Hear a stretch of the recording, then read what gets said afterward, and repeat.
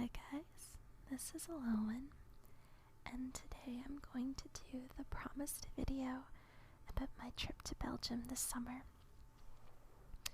Now, I guess this takes special, or not takes special consideration, but comes very timely for those who know that the one Lilium is going to Belgium soon, so if she happens to watch this, maybe it'll be inspiring for her.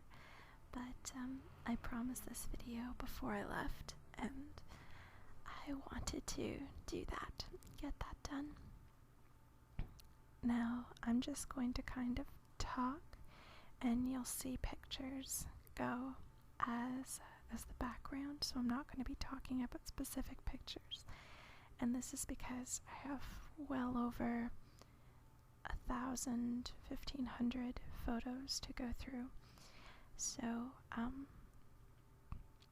yeah, I'm just going to talk, and then I'm going to pick pictures that don't have people in them and use those, because I want to keep the anonymity of my host family, I guess, while I was there. So, I'll get started talking about the trip. So, as I mentioned before, I was with one of my best friend's family, and I flew in to Brussels International Airport, and they met me there, and at the airport, or from the airport rather, we took the bus, or the shuttle bus, down to our bed and breakfast where we were staying. So Brussels, like a lot of major cities in the world, is kind of divided into quarters. And in Brussels, this quarter system kind of works on the nationality of its inhabitants. So, for example, while we were in Brussels, we went to the Congolese quarter a lot, or Congolese. I'm kind of pseudo-translating because this whole trip took place in French. So yeah, we went to the Congolese, or the Congo quarter. There was a kind of like a downtown quarter, so the historical section. And the one we were living in was the Japanese quarter. And I'm very thankful that we picked that one because it's supposed to be one of the quietest parts of Brussels. So that was quite nice. And I like the Japanese quarter a lot. It was filled with flowers everywhere. There was lots of plant life, lots of flora, I guess. And for those of you who have been to Canada, you know that, with the exception of major cities like Toronto, I guess, it's very much a place of natural beauty. There's a lot of natural wonders and a lot of trees and plant life even in the cities. So it was nice to have that little touch of home, I guess, where I was staying. So the bed and breakfast that we stayed at was really cute. There were 5 of us in the family. There was myself, my friend, or my best friend, her sister, and their parents. And in the little bed and breakfast there were 3 rooms. There was one of them that was a living room / bedroom for the 3 of us. And then there was another room that was their parents' bedroom, and then there was the bathroom. So it was really, really tiny, but we got really, really good service. We had very, very, very typical Belgian breakfasts from what I was told. I basically started out every morning with a croissant and chocolate bread, which is super delicious, but by the end of my trip, because I had this croissant or chocolate bread breakfast pretty much every morning for 2 weeks, by the end of it, I didn't want to see sugar for the rest of my life. It was quite something, and probably if I have any Belgian listeners, you can correct me on anything. This is, get a little disclaimer, this is my experience in Belgium as a Canadian with a family who is Belgian in origin but no longer lives in Belgium. So, disclaimer, my impression may not reflect the actual nature of Belgium and other Belgians. that aside, I noticed a very different culture when it comes to food. And over and above the fact that everything has a lot more sugar, it's like you have breakfast, you have one major breakfast in the morning, and it's huge, and people have a lot of food in Belgium at breakfast. It's a very important meal of the day.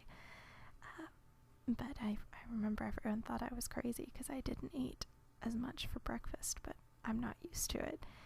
And I learned why they do such a huge breakfast is because lunch is optional, or it was when I was there. You don't really have lunch. You might have periodic snacks, but even that is spotty at best. You basically have a giant breakfast, you eat almost nothing for the rest of the day, and then you have a giant supper. And the stereotypical Belgian supper is, of course, moules frites, which is mussels and fries. And we had that at what is apparently the spot to go to in Brussels, which is Chez Léon.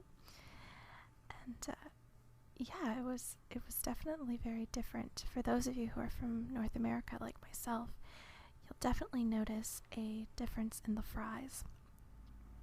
And apparently that is because the European fries are deep fried in animal fat, whereas we would deep fry ours in like corn oil or olive oil less, but like a corn oil or some kind of vegetable-based oil.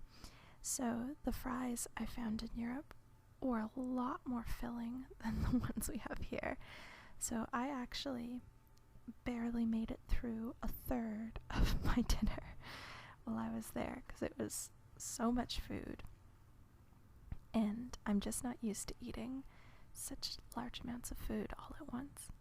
But again, this might not reflect all of Belgium. This just reflects the family I was with and their habits. But yeah, so we stayed in Brussels for most of the time because that was our home base. That's where our bed and breakfast was. And while we were in Brussels, I saw a bunch of the major attractions as well as some lesser known things. The first thing that I saw is the Royal Palace, and I learned afterwards that it's actually only open to the public for a short time every year, and my vacation happened to fall during that time when it was open. I think it's called the Culinary, something like that. Anyway, so we got to see the Royal Palace, and it was really quite beautiful. I can't compare it to any other royal palaces in Europe because I haven't seen any other ones, but to my North American, Canadian eyes, it was very pretty. There are lots of chandeliers everywhere, and everything was very sparkly, and there was also a lot of gold. And I noticed that theme was reflected in the Grand Place as well, which I'll talk about next. But while we're in the Koninklijk, the Royal Palace, it was very much divided into exhibits. Like, you could tell that this was not the Royal Palace that was used by the royal family anymore. It was very much the historical Royal Palace. And while we were there was an exhibit going on, and I had to take a picture of this one thing, this sign, and I'll try to get it up here, but if not, it'll show up somewhere during the presentation, if you will. But they had an exhibit about ancient Asian musical instruments, and they entitled it Heavy Metal. And since some of you may know, my husband's a huge phonic aficionado, which is Taiwanese black metal, I had to take a picture of that for him. I thought it was too perfect. But yeah, I enjoyed my time at the Royal Palace. It was very pretty, very well taken care of, obviously, and well maintained. So that was the first thing that we saw. I got to see a royal palace, a European royal palace, which is cool for me. And also, outside the Royal Palace, we happened to come during the Brussels Summer Festival, which is a huge music festival, I guess, in Belgium. And there was a giant concert outside of the Royal Palace, so it was kind of a bizarre juxtaposition. You had this old palace, and then you had this new concert facility that was just taking up the road in front of the palace. So that was kind of cool. I didn't know any of the bands. I assume they're bigger in Europe than they are in North America, but it was still fun. So the next thing I said I'd talk about was the Grand Place, and that was quite spectacular. That's kind of like the Times Square of Brussels, is the best way I can describe it. It's this really old quarter, and this old, almost like a courtyard, and there's huge buildings all around, and in the center of the Grand Place there's a bunch of artists, and they will do paintings of basically monuments in Brussels and just all over Belgium, but mostly Le Grand Place, Manneken Pis, the standard ones. And they'll sell those artwork pieces to tourists because it's a major tourist center, this Grand Place area. And I did actually go buy 2 paintings, one for my cousin and one for my husband, because wherever we go, we take one piece of art back with us, so we always remember all our travels. But yeah, the Grand Place, I was mentioning the gold in the palace, and I guess they recently redid the Grand Place when Brussels became the capital of Europe, and it's like there's a lot of gold. I don't know if filigree is the correct word, but a lot of gold accents on all these buildings, which have been cleaned up and redone for the capital of Europe thing. And it's really quite, it's very French is the best way I can describe it. There's a certain aesthetic that I notice being a Anglophone in a Francophone university here in Canada. And there's a certain sense of fashion and sense of beauty that the French community has, and there's another sense of fashion and beauty that the Anglophone community has. And the kind of beauty that I saw in Le Grand Place was very much a French aesthetic, and that's again based on my experience as an Anglophone in a Francophone community here in Canada. But that's the best way I can describe it. It's certainly very beautiful, but the gold, I think it was really the gold that gave it that French aesthetic.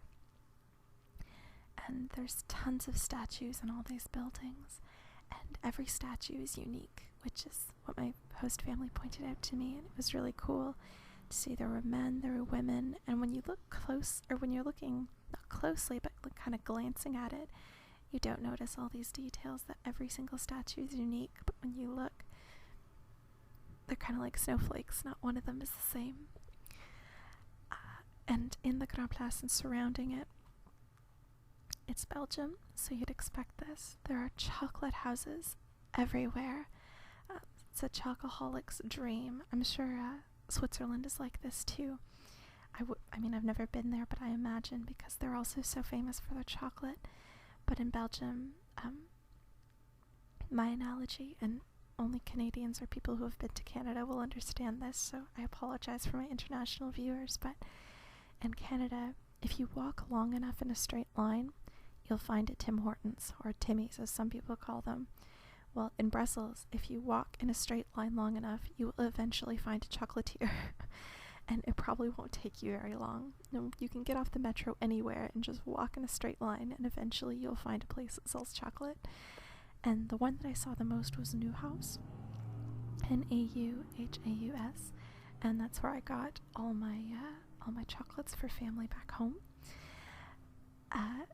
But there are other ones too. Leonidas was another one I saw a lot of, and Corny, I'm not really sure. I can't remember what they were called.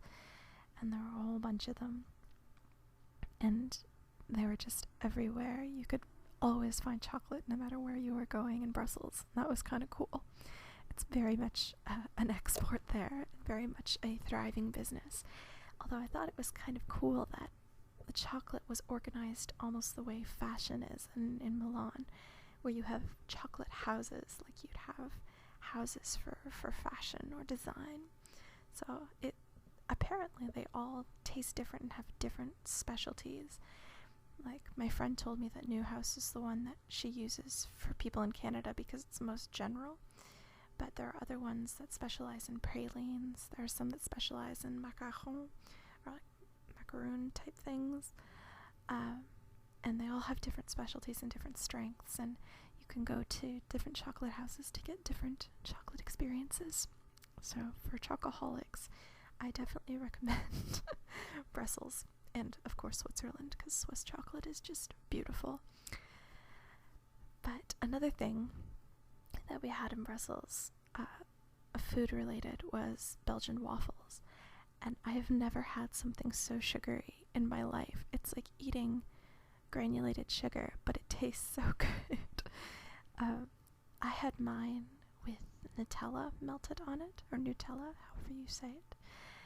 And it was just delicious. I barely made it through a waffle though, because it was so rich. And that was really cool. It was definitely a stereotypical experience, and I really wanted to get all the stereotypes down. I wanted to have waffles and chocolate, and I wanted to see all the touristy things while I was there, just because I get a kick out of that. So yeah, I definitely had my Belgian waffles, and I had my fries and mussels, and I had my chocolate. So I was very happy. And another thing that apparently Belgium is famous for, my last food related thing, I promise. Oh no, I can't promise that. I take that back. There's one more food related thing that I'll talk about later. But another food thing that Belgium is famous for is their speculoos, or speculoosje paste. And for those of you who have had speculoosje or speculaas, I always thought they were Dutch because my family is Dutch, and they were always very popular among my family. But apparently they're Belgian, or they're like shared by the two.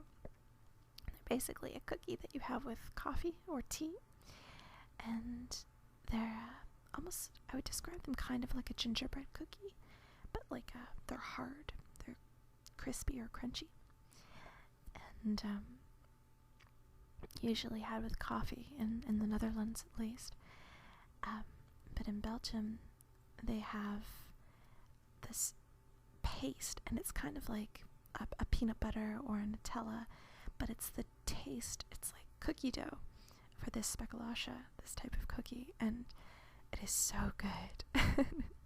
It's delicious on toast, and it just melts. It's like having a melted cookie sandwich, and it's glorious. So that's another popular thing to put on waffles, and it's something that I had to bring back for my family because my dad, being Dutch, loves the speculoosje, and he is so excited to get it in paste. And I've converted my husband. He's Scottish, but he likes Dutch sweets now, or Belgian in this case. So I brought him back some too, and they were very happy about that. But as I've alluded to earlier, I did see the Manneken Pis, and I don't know if any of you are board game aficionados, but my family collects European board games, or Euro games, and I'm really into them too. I absolutely love board games, and one of our favorites is the board game Seven Wonders.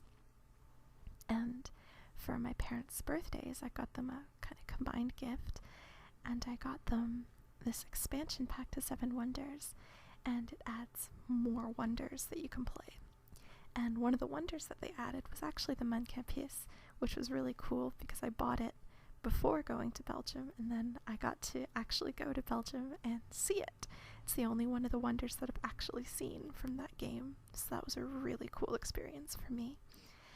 But yeah, so I got to go see the Manneken Pis, and it's this tiny little statue hidden away in a corner of Brussels, and it's basically a little cherub-like boy peeing, and I don't know why it's so famous, but it's a huge tourist attraction, and I've never seen so many Japanese people congregated. Like, speaking of stereotypes, it was amazing. It was like all of Japan showed up the same day we did to take pictures with this Manneken Pis. So it was kind of bizarre being in Europe and being surrounded by Japanese everywhere. but it was very cool to see the Manneken Pis, this very famous symbol of Brussels and of Belgium. And so, yeah, that was kind of neat to get pictures with that. And when we actually went to see him twice. And the first time we went, he was dressed up in, I believe, a Rasta costume. I think it was celebrating something to do with Bob Marley that day. I don't know. But he definitely had on the colors of Jamaica and Ethiopia, I believe. And so that was kind of cool. He was all dressed up when we saw him. And then the second time we went to go see him, he was just himself. He wasn't dressed up. But the Manneken Pis dressed up in costumes for different events throughout the year. So that's kind of neat. So I was very happy to see that. And speaking of symbols of Brussels and Belgium, I also went to go see the Atomium. And to get there, we took a tour bus. And it was like a double-decker tour bus. And the top of the tour bus was open air. So you basically had the wind in your hair, but you were sitting down comfortably, and you had this little dial in front of you, and they gave you headphones, and you could listen to a tour guide speak in basically whatever language you wanted about the different sites that you were seeing on your way to the Atomium. So that was fun. And the Atomium itself was very impressive. In pictures, I find it doesn't do it justice in the sense of how huge it is. It is really this massive monument, and from different parts in Brussels, if you're in the high town, or the higher part of the city, you can see the Atomium from different viewpoints. But when you're actually standing in front of it, it's really impressive. If I remember correctly, it's an atom of iron magnified 165 billion times.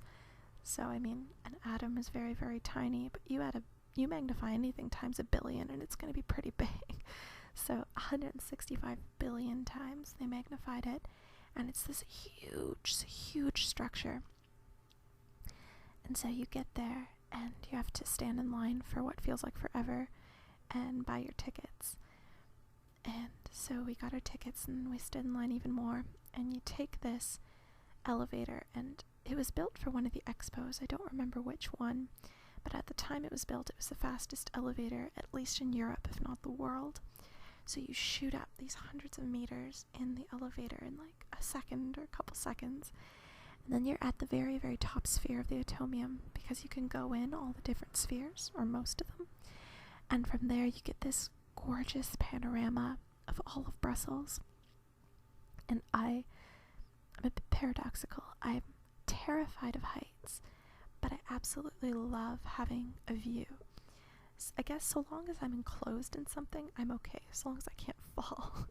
I get bad vertigo, but I loved being at the top of the Atomium and seeing all of Brussels from way up high. It was very beautiful, very cool. And when you go in the other spheres, you can have different basically exhibits that talk about the expo and the building of the Atomium and the specs for the structure. And there's also, we didn't actually go to it because you can see it from the top of the Atomium, but nearby is the Mini Europe, which I think was built for the Capital of Europe thing, and it's all of the great monuments of the world, or at least of Europe, built in miniature. I'm not sure if it's with Lego or what exactly they did, but that was kind of cool to see from up high as well. You can see Big Ben and the Eiffel Tower and all these different monuments in tiny format. So that was really neat. Now, we weren't just in Brussels. We also traveled around basically the whole country. I saw almost all of Belgium while we were there. And I don't have as many pictures of the south, the Namur, the Walloon province. And that's because when we were there, we were visiting mostly family. And so I didn't take as many pictures because we didn't really want to put those pictures online because I want to preserve their privacy. But the south of Belgium was much more I would say, natural looking than the center, which makes sense because Brussels is a commercial center and it's a political center, so it's going to be more buildings. But in the south, it was very, very rural and very much what you'd imagine Belgium would look like. And while we were there, I got to try, and this one will be the last culinary thing. I got to try what they call an Américain, which is apparently a Belgian specialty, and it is basically raw beef, I think, and you have some kind of oil, I think it's olive oil, Worcestershire sauce, capers, and some other thing that I can't remember, and it's like this meat paste.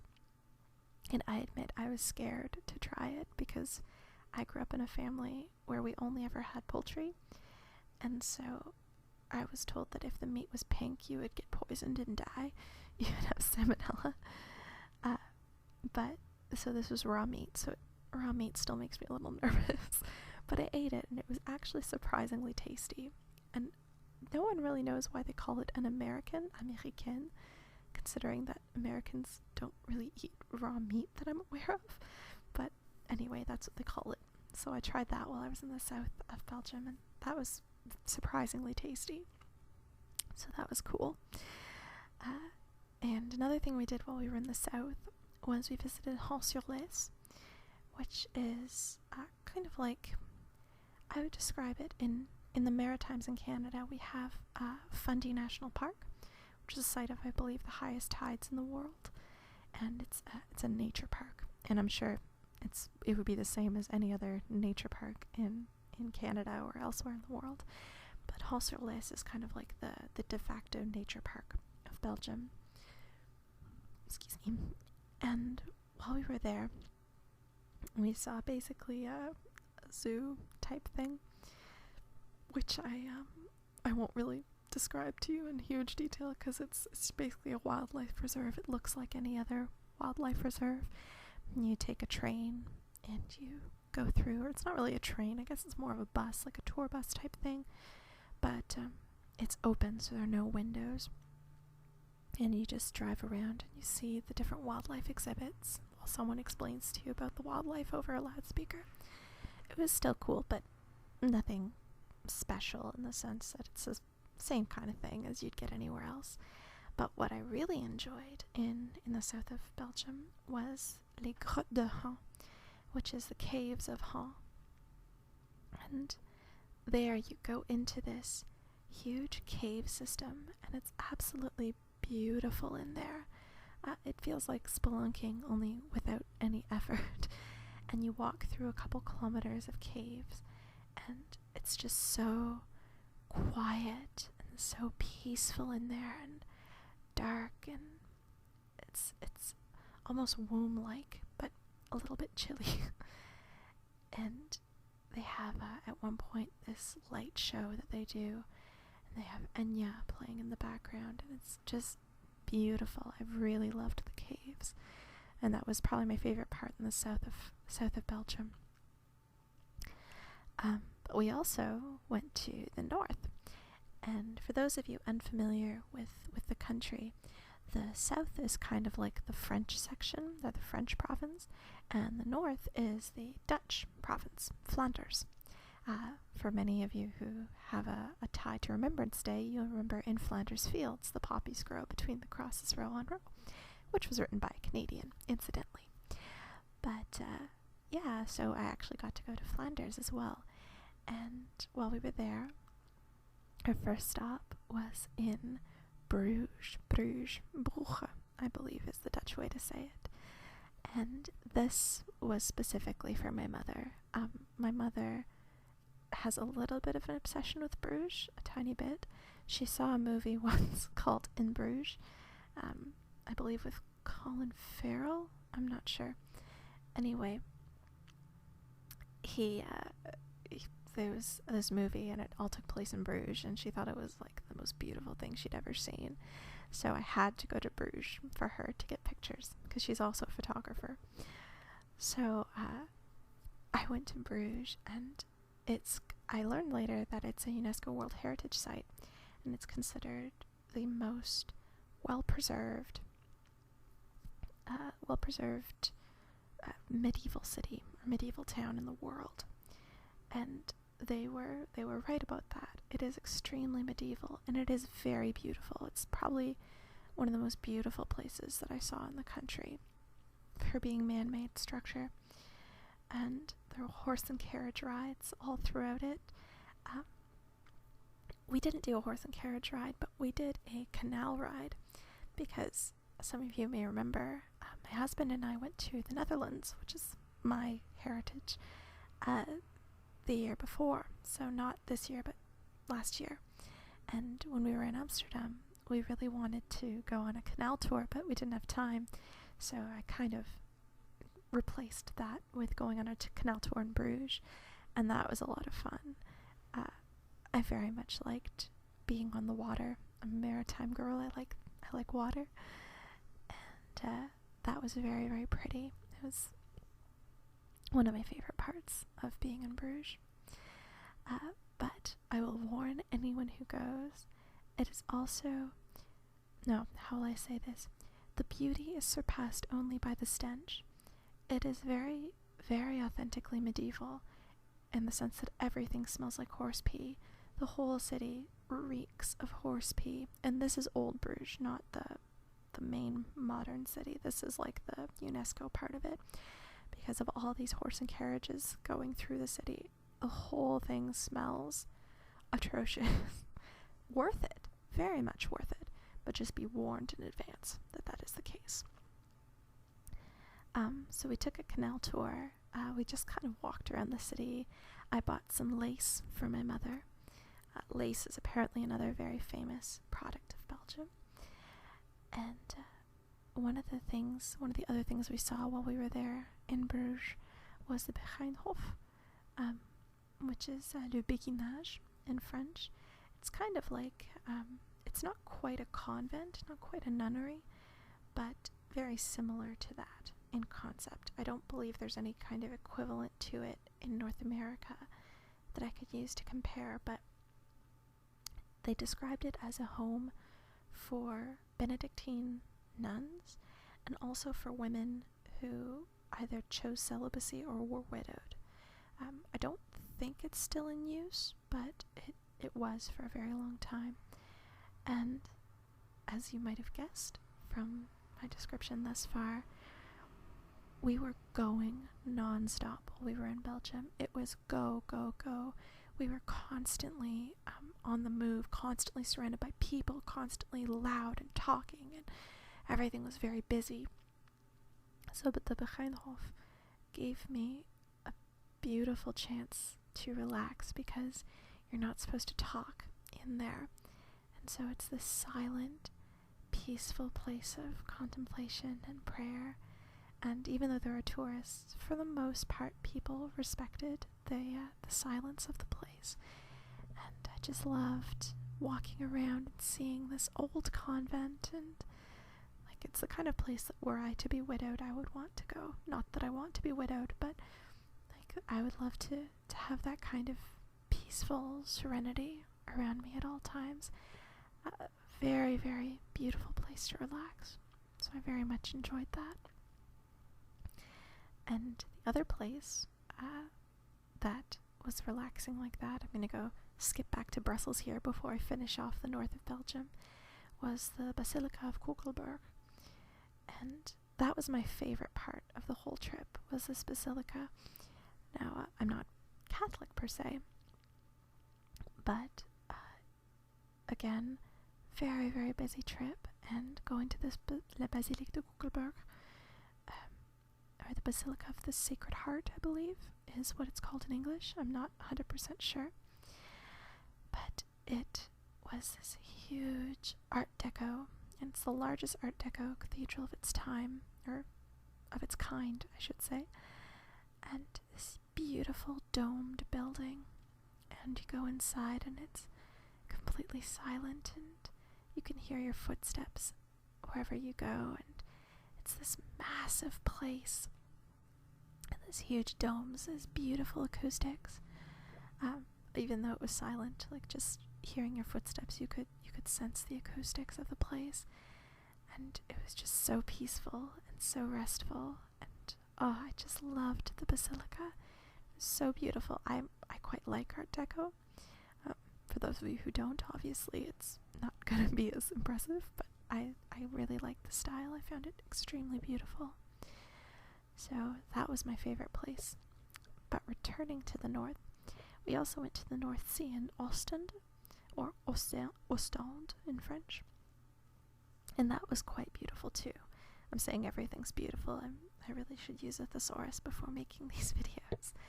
But the North Sea, it was a really bright sunny day when we went, and we just basically walked around on the boardwalk for hours and just got a lot of vitamin D that day.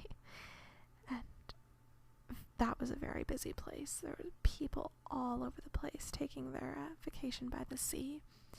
But I had a really good hazelnut gelato while I was there. I remember that. That was really, really tasty. And what else? Oh, the sea itself. Again, I'm a maritime girl. I love the sea and the ocean. So it was nice to see that as well. And eventually I did come home, and this is just a 35-40 minute long video describing 2 weeks that I spent there. So obviously this isn't going to be the whole thing. I saw more things and I had more experiences than that, but I just wanted to give you a little recap because I promised I'd talk about it. So I hope you guys have enjoyed this little spiel about Belgium and my experience there. And this video is indirectly dedicated, even though I know they'll never see it, to the family I went with. You know who you are. I can't thank you enough for all that you did, and your hospitality and generosity is greatly appreciated. So I'll see you guys in the next video. Until then.